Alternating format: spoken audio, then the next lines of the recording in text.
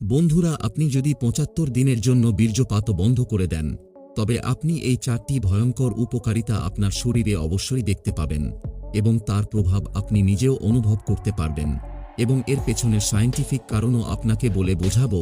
সবার প্রথমে আপনি যে উপকারিতা পাবেন তা হলো শরীরে একটি আলাদা শক্তি অনুভব করা, যেমন অনেকক্ষণ ধরে কাজ করতে পারা, অনেকক্ষণ ধরে দৌড়তে পারা এবং যে কোনো কাজে উৎসাহ হওয়া।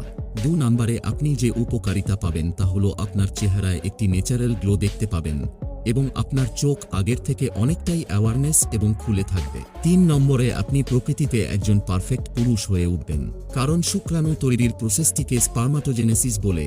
এই প্রসেসে একটি সিঙ্গেল কোষ থেকে একটি পরিপক্ক শক্তিশালী শুক্রাণু তৈরি হতে প্রায় ৭৪ দিন লাগে।